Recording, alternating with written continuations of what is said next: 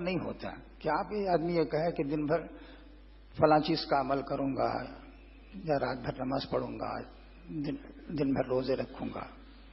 اور بے شمار مثالیں آپ کو حدیث کی کتاب میں ملیں گی کہ صحابہ کرام کو آپ نے ٹوکا اس سے کہ یہ بات صحیح نہیں ہے. تو آپ نے اس سے بھی منع کیا کہ آدمی جو ہے یہ سمجھے کہ بھی اپنی جنسی جذبات ختم ہو جائیں، فلاں کام کر جائیں. کہا کہ یہ رہبانیت ہے، اس کی تعلیم مجھے نہیں دی گئی ہے. تو اس سے معلوم ہوتا ہے کہ تزکیہ اور تربیت کے لیے بنیادی بات یہ ہے کہ ہم کتاب و سنت کو دیکھیں. اللہ کی کتاب کیا کہتی ہے، اس کے پیغمبروں کا اسوہ کیا رہا ہے، رسول اللہ صلی اللہ علیہ وسلم کی سنت کیا رہی ہے، اور صحابہ کرام کا معمول کیا تھا. جماعت اسلامی اس طرف توجہ دلاتی ہے. اب آپ یہ سوچ سکتے ہیں کہ اس سے ہم کتنا فائدہ اٹھا رہے ہیں، الگ بات ہے، لیکن بنیادی طور پر اس نے اپنے لٹریچر میں یہ بات واضح کی ہے کہ ہر معاملے کی طرح تزکیہ اور تربیت کے معاملے میں ہمیں اللہ کی کتاب کی طرف رجوع کرنا چاہیے. وہی ہمارے لیے گائیڈ بک ہے، ہماری رہنما کتاب ہے. ہم دیکھیں وہاں کہ اللہ کے جو پیغمبر آئے وہ کیسے تھے، وہ کیا کام کیا انہوں نے، اور خود نبی صلی اللہ علیہ وسلم کی زندگی قرآن میں بیان ہوئی ہے. آپ کی زندگی کیسے گزری. تو جماعت اسلامی نے اپنے لٹریچر میں جو بات کہی ہے وہ پہلی بات یہی کہی ہے کہ ہم ہر معاملے کی طرح اپنی اصلاح اور تربیت کے لیے بھی گویا قرآن کی طرف اور حدیث کی طرف رجوع کریں گے. اگر کوئی چیز وہاں ملتی ہے اسے اختیار کریں گے، جو نہیں ملتی ہے تو نہیں اختیار کریں گے. اس میں شک نہیں کہ ہم نے بعض چیزوں کو یہ طے تو کیا ہے، اختیار نہیں کیا ہے، لیکن اصولی طور پر ہمارے بات نہیں ہے. آپ کہیں گے کہ بھئی قرآن میں تہجد کتنے فضائل بیان ہوئے ہیں، آپ نے کہاں اختیار کیا، نہیں اختیار کیا. اس کے اعتراف میں بھی ہمیں کوتاہی نہیں کرنی چاہیے. یا قرآن میں کہا گیا ہے وَاذْكُرُوا اللَّهَ ذِكْرًا كَثِيرًا، اللہ کا ذکر کثرت سے کرتے رہو. نبی صلی اللہ علیہ وسلم کا اسوہ یہ ہے کہ نمازوں کے بعد ذکر کرتے تھے، پہلے ذکر کرتے تھے، رات میں ذکر کرتے تھے اور استغفار کرتے تھے. یہ سب ہماری زندگی میں شامل نہیں ہے، لیکن اصولی طور پر ہم اس بات کو تسلیم کرتے ہیں. یعنی جس طرح کی زندگی آپ کی تھی وہ اس طرح کی زندگی نہیں ہے ہماری. قرآن میں جو باتیں بتائی گئی ہیں، حدیث میں جو باتیں گئی ہیں کہ کوئی بھی مصروفیت ہو، کوئی بھی حال ہو، اللہ کا ذکر تمہیں سے غافل نہیں ہونا چاہیے. اس طرح کی کیفیت ہمارے اندر نہیں ہے. لیکن بہرحال یہ اللہ کا کرم ہے، ہم بنیادی طور پر یہ بات تسلیم کرتے ہیں کہ اللہ کی کتاب سے، اس کے رسول کی سنت سے ہم رہنمائی حاصل کریں گے اس معاملے میں بھی جیسے دوسرے معاملوں میں کرتے ہیں. اب عملی کوتاہی جو ہے اس کا بھی ہم یہ اعتراف ہے کہ قرآن حدیث میں جو باتیں بتائی گئی ہیں اس طرح کی کیفیت نہیں ہے. یا یہ کہ بھئی نماز جیسے پڑھنی چاہیے، نماز کی جو کیفیت قرآن میں بیان ہوئی ہیں، اللہ کے نیک بندوں کی نماز کی جو کیفیت بیان ہوئی ہے، خود نبی صلی اللہ علیہ وسلم کی نماز کی جو کیفیت بیان ہوئی ہے، باطن کا چھکنا بھی شامل ہے. اس کیفیت کے ساتھ ہماری نماز نہیں ہوتی. یا یہ کہا جائے کہ بھئی یعنی رسمی طور پر کچھ چیزیں ادا کر دیتے ہیں ہم، لیکن یہ بڑا کرم ہے اللہ کا کہ ہم نے اس اصول کو تسلیم کیا ہے کہ کتاب و سنت سے ہمیں اس معاملے میں رہنمائی حاصل کرنا چاہیے جیسے دوسرے اور معاملات میں کرتے ہیں. اس میں ہمیں کوئی اعتراض نہیں ہے، کوئی شخص نہیں کہہ سکتا کہ تم یہ بات نہیں مانتے. اور جو کوتاہیاں ہیں، صحیح بات یہ ہے کہ ہمت کر کے اسے بھی تسلیم کرنا چاہیے، توجیہ نہیں کرنی چاہیے. اس لیے کہ اس کی توجیہ کا مطلب یہ ہے کہ قرآن کے صریح حکم کے خلاف ہم بات کرتے ہیں، نبی صلی اللہ علیہ وسلم کے اسوے کے خلاف بات کرتے ہیں. تو ایک بات تو یہ ہے، اور اسی بنیاد پر آپ کی پوزیشن مضبوط ہوتی ہے کہ آپ قرآن حدیث کو رہنما مانتے ہیں اپنی اصلاح و تربیت کے سلسلے میں. دوسری بات جو جماعت اسلامی نے بتائی ہے وہ یہ ہے کہ آدمی خود اپنا احتساب کرے. غالباً یہ پہلو بھی ایسا ہے جو دوسروں کے ہاں دبا ہوا ہے کہ آدمی خود دیکھے کہ اس کے اندر کیا خوبی ہے کیا خامی ہے اور اس کی اصلاح کرے. اور ہمارے ہاں تو یہ احتساب کا لفظ اتنا رائج ہے کہ شاید دینی حلقوں میں اتنا رائج نہیں ہے. اور یہ احتسابی اجتماعات بھی اور یہ بھی بہت سی چیزیں لفظ استعمال کرتے ہیں. جن اصطلاحات کو آپ نے بہت زیادہ رائج کیا ہے اس میں احتساب کا لفظ بھی ہے. تو احتساب پر ہم زور دیتے ہیں. اور یہ احتساب کا مطلب یہ ہے کہ آدمی خود دیکھے کہ میرے اندر کیا خامی ہے اور اس کی اصلاح کی کوشش کرے. اس لیے کہ صحیح بات یہ ہے کہ انسان کی خامیوں کو وہ سب سے زیادہ جانتا ہے. انسان اپنی خامیوں کو سب سے زیادہ جانتا ہے. بل الانسان ولا نفسہ بصیرہ ولا القا معاذیرہ. آدمی ہزار توجیہ کرے اپنے آپ کو خود جانتا ہے کہ میرے اندر کیا خامی ہے.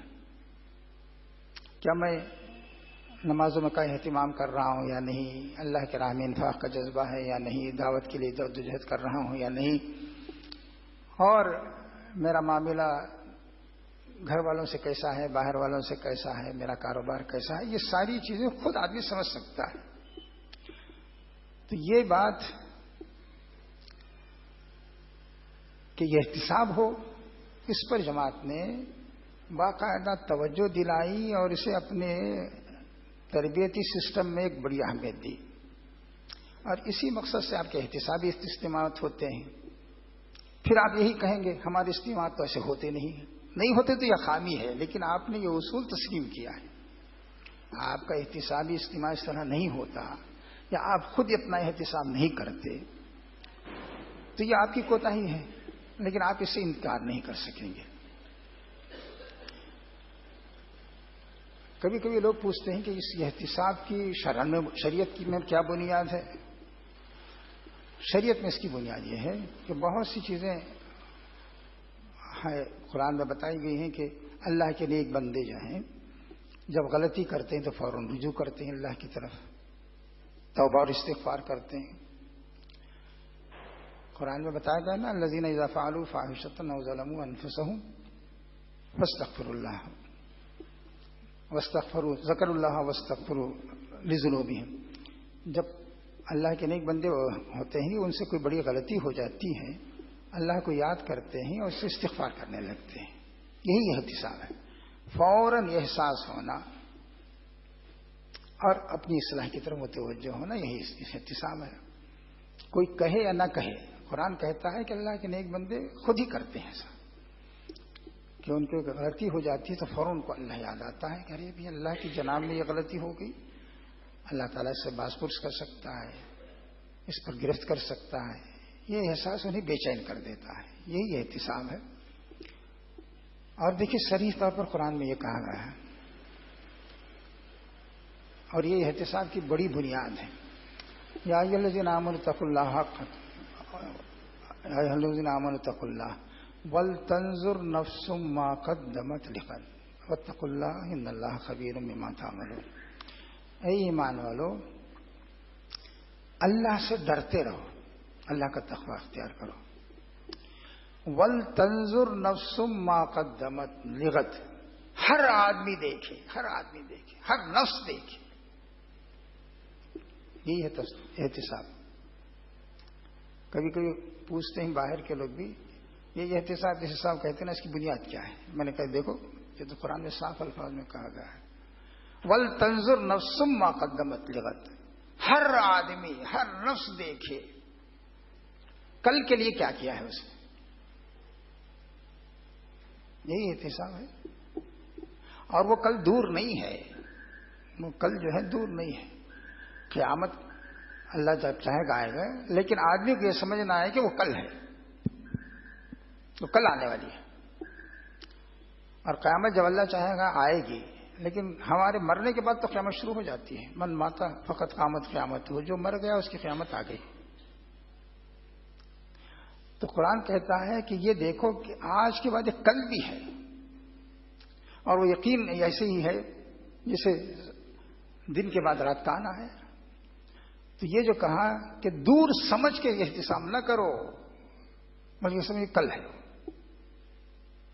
تو کہا اے ایمان والو اللہ سے ڈرتے رہو اور ہر آدمی، اور تنظر نفس کا معنی ہے ہر آدمی، ہر نفس اسے دیکھنا چاہیے کہ کل کے لیے اس نے کیا کیا ہے، اور یہ سوچ کے احتساب کرنا چاہیے.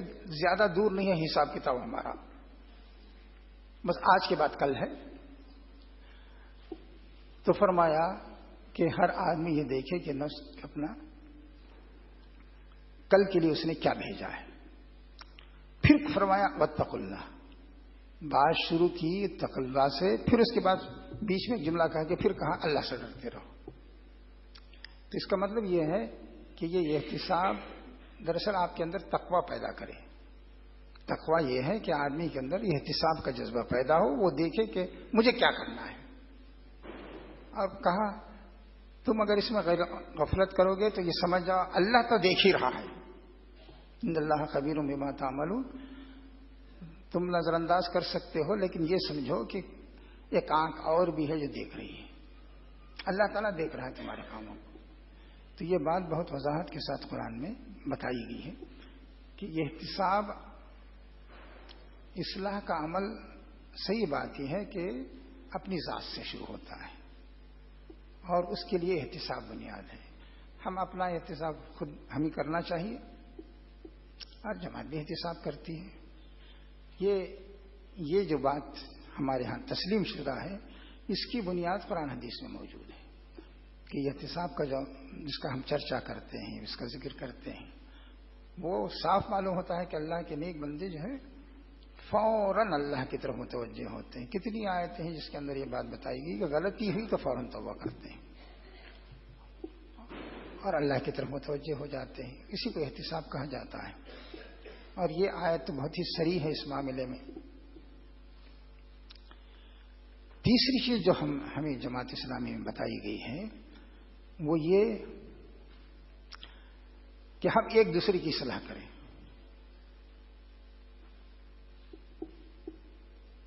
یہ بہت بڑی بات ہے. یعنی ہمارے ہاں ان میں سے ہر چیز کے بارے میں آپ کہہ رہے ہیں کہ ایسا ہو نہیں رہا ہے. میں مانتا ہوں ایسا نہیں ہو رہا ہے، لیکن جو بات ہمیں بتائی گئی ہے، ہمارے لٹریچر نے ہمیں سمجھائی ہے وہ یہ ہے کہ تیسری چیز یہ ہونی چاہیے کہ ہمارے درمیان ہم ایک دوسرے کی اصلاح کریں.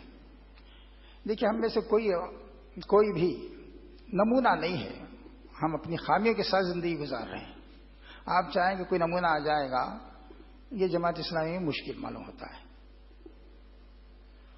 ہماری اصلاح ایسی ہوگی کہ میں آپ کی خامیوں کی نشاندہی کروں، آپ میری خامیوں کی نشاندہی کریں. اگر آپ چاہیں کہ صاحب میں بالکل خامیوں سے پاک ہو جاؤں تب میں نصیحت کروں تو یہ ممکن نہیں ہے. موجودہ حالات میں ایسا معلوم ہوتا ہے کہ یہ ممکن نہیں ہے. جو چیز ممکن ہے وہ یہ کہ ہم ایک دوسرے کی اصلاح کریں کہ بھائی تم سے اس معاملے میں کوتاہی ہو رہی ہے. تو یہ جو ہے قرآن کی نصیحت ہے. قرآن نے یہ کہا ہے، آپ جانتے ہیں قرآن میں سورہ عصر کی بہت بڑی اہمیت ہے. قرآن نے کہا والعصر ان الانسان لفی خسر. زمانہ گواہ ہے کہ انسان نقصان میں ہے. اچھا ایک بات بیچ میں کہوں، عصر کے معنی ہی نچوڑ دینا عربی میں. اس کا مطلب یہ ہے یہ تاریخ کا خلاصہ ہے. یہ کتنی بڑی بات بتائی قرآن نے، کتنی بڑی بات بتائی. والعصر قسم ہے زمانے کی. ہم زمانہ کہتے ہیں تو اس میں وہ بات نہیں پیدا ہوتی. عصر کیا مطلب ہے عربی میں؟ نچوڑنے کو. یہ خلاصہ، یہ تاریخ ہے. تو کہا کہ زمانہ گواہ ہے، خلاصہ ہے تاریخ کا. انسان نقصان ہی میں رہا سوائے ان لوگوں کے جو ایمان لائے اور عمل صالح کیے اور ایک دوسرے کو حق کی نصیحت کرتے رہے، صبر کی وصیت کرتے رہے. حق کی نصیحت کرنے کا مطلب یہ ہے کہ یہ حق ہے اس پر عمل کرو، اور صبر کی نصیحت کرنے کا مطلب ہے کہ دیکھو حق پر چل رہے ہو، تکلیفیں آئیں گی، برداشت کرو، گھبراؤ مت، ہم تمہارے ساتھ ہیں. یہ حق ہے، اس پر عمل کرو. اور بلا شبہ تمہارا نقصان بھی ہوگا، آزمائشیں بھی آئیں گی، صبر کرو، ہم تمہارے ساتھ ہیں۔ حق کے ساتھ جو ہے تبلیغ کے ساتھ صبر کا لفظ اسی لیے کہا گیا، جگہ جگہ آیا ہے۔ حضرت لقمان کی نصیحت میں بھی ہے کہ یا بنی اقیم الصلاۃ وامر بالمعروف ونہی عن المنکر واصبر علی ما اصابک، بیٹے نماز قائم کرو، معروف کا حکم دو، منکر سے روکو، اسلام میں جو تکلیف ہے اسے برداشت کرو۔ تو یہاں بھی یہی کہا گیا کہ انسان وہی کامیاب ہے جس کی زندگی خود سمجھ جائے اور آپس میں وہ ایک دوسرے کو حق کی نصیحت کریں کہ دیکھو یہ حق ہے، اللہ کا دین ہے، اس کا حکم ہے، اس پر تم بھی پابند ہونا چاہیے۔ اور ہم مانتے ہیں کہ آزمائش آئیں گی، اللہ کے دین پر تم عمل کرو گے۔ ایسا نہیں ہے کہ بھئی یہ جو ہے پھولوں کی سیج ہے، بلکہ یہ تو جو ہے خاردار وادی ہے اور اس میں تو پیر زخمی ہوں گے ہی، لیکن بھیا صبر کرو، ہمت کرو اور حوصلہ دلائے آدمی کہ بھئی ہم ساتھ ہیں، جو کچھ ہو سکتا ہے ہم تمہاری مدد کریں گے، تم کیوں پیچھے ہٹ رہے ہو؟ تو قرآن کہتا ہے کہ ایسے لوگ کامیاب ہوں گے۔ تو جماعت اسلامی یہ کہتی ہے کہ ہمارے درمیان آئیڈیل کے لوگ تو ہیں نہیں، ہمیں اعتراف کرنے میں بھی کوئی تعامل نہیں ہوتا، اور کہاں سے آئیڈیل لائیں گے؟ لیکن یہ بات ہمارے درمیان ہونی چاہیے کہ ہم ایک دوسرے کو نصیحت کریں۔ یہ تیسری چیز ہے جس کی طرف جماعت ہمیں متوجہ کرتی ہے کہ ہم اس کے لیے ایسی فضا بنائیں کہ لوگ دوسرے کو نصیحت کریں حق کی۔ دیکھیے اس میں ایک بات اور ہے، یہ کم ہمارے ہاں صحیح معنی میں ہوتا نہیں ہے، کہیں ہوتا ہوگا بے تکلفی میں آپ کسی سے کہہ دیتے ہوں گے کہ ارے بھائی اس کا ذرا اہتمام ہونا چاہیے، لیکن باقاعدہ ہم عملاً ان سب چیزوں کو اختیار کریں ایسی کیفیت ہماری نہیں ہے۔ اس میں دو باتیں ہیں۔ ایک بات تو یہ، ہم یہ سمجھتے ہیں کہ اگر ہم کوئی بات کہیں گے تو مخاطب اسے سنے گا نہیں، اس پر ری ایکشن ہوگا، اور ہوتا ہے بعض اوقات، ارے تمہیں کیا معلوم۔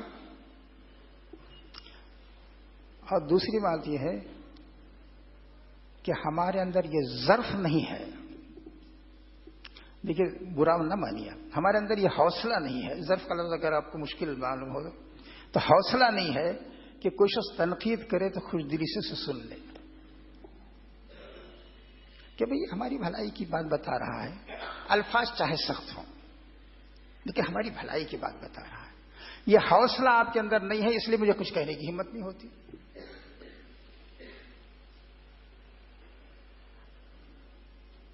ہر آدمی تعریف سے خوش ہوتا ہے لیکن تنقید سے گھبراتا ہے۔ آپ کے اندر حوصلہ نہیں ہے، میرے اندر ہمت نہیں ہے، تو کیسے یہ فضا پیدا ہوگی؟ مجھے معلوم ہے اگر آپ کہہ دوں گا ہمیں کہ یہ تمہاری خامی ہے تو آپ فوراً تنقید کریں گے، اور اگر چھوٹے سطح کا آدمی ہے تو اس کا منہ نوچ لیں گے کہ آئندہ زبان مت کھولو، یہ کہہ دیں گے آپ، تو وہ کیسے تنقید کرے گا؟ پہلے اپنے اندر ظرف پیدا کیجیے کہ ہم کی تنقید سنیں گے، اور ہمارے اندر ہمت بھی ہونی چاہیے کہ بھئی کوئی برا مانے، ٹھیک ہے ہمارا کام ہے بتانا، لیکن یاد رکھیے اس کے بھی کچھ آداب ہیں کہ وہ چیزیں جو پبلک میں نہیں کہنی چاہیے کبھی پبلک میں نہ کہیے، تنہائی میں کہیے۔ حضرت امام شافعی فرماتے ہیں کہ تنہائی میں جو نصیحت کی جاتی ہے وہ نصیحت ہے، پبلک میں جو نصیحت کی جاتی ہے وہ فضیحت ہے۔ بعض چیزیں ایسی ہوتی ہیں کہ وہ ظاہر ہے کہ اجتماعی میں اس کا ذکر آئے گا کہ اجتماع میں ایک پروگرام بنا، اس پر عمل ہوا یا نہیں ہوا، وہ اجتماعی بات ہے، لیکن یہ بات کہ تم اپنی بیوی کو پریشان کرتے ہو یہ پبلک میں کہنے کی کیا ضرورت ہے؟ تم فجر کی نماز میں نہیں آتے ہو، رات کو 1 بجے تک ٹی وی دیکھتے ہو، اسے پبلک میں کہنے کی ضرورت ہے کیا؟ اس وقت تو گندے پروگرام آتے ہیں، انٹرنیٹ پر کیا کیا چیزیں دیکھتے ہو تم، ہمیں معلوم ہوا ہے، یہ تنہائی بتانے کی چیز ہے۔ تو اس کا خیال بھی ہمیں رکھنا چاہیے کہ دیکھیے ہر انسان کے اندر نفس ہوتا ہے، اس کی عزت نفس بھی ہوتی ہے، وہ اسے مجروح ہونا نہیں چاہتا. تو اس کا بھی ہمیں خیال رکھنا چاہیے کہ آپ ٹوکیں ضرور، لیکن ایسا نہ ہو کہ اس کی عزت نفس مجروح ہو. وہ سمجھے کہ بھی ہمیں بدنام کیا جا رہا ہے یا رسوا کر رہے ہیں، آج ہم سے کہہ رہے ہیں کل دوسرے سے کہیں گے. تو یہ چیز جو ہے، ہم نے یہ بات تو تسلیم کی ہے کہ ہم ایک دوسرے کا تجزیہ نصیحت کریں گے، اور قرآن نے یہ بات بتائی بھی ہے، ہمیں یہ بھی بتایا ہے کہ والمؤمنون والمؤمنات بعضهم اولیاء بعض یامرون بالمعروف وینہون عن المنکر. اہل ایمان مرد اور عورتیں ایک دوسرے کے دوست ہیں، ہمدرد ہیں، خیر خواہ ہیں، وہ آپس میں معروف کا حکم دیتے ہیں، منکر سے روکتے ہیں. یہ بات بھی قرآن میں کہی گئی ہے. لیکن اس کی فضا ہمارے ہاں اس لیے پروان نہیں چڑھتی کہ وہ ہمارے اندر یہ کمزوریاں ہیں اور ہم ایسی فضا نہیں پیدا کر سکے اتنا لمبا عرصہ گزرنے کے باوجود. آخری بات یہ ہے کہ اسے بھی تربیت کا ایک حصہ ہونا چاہیے.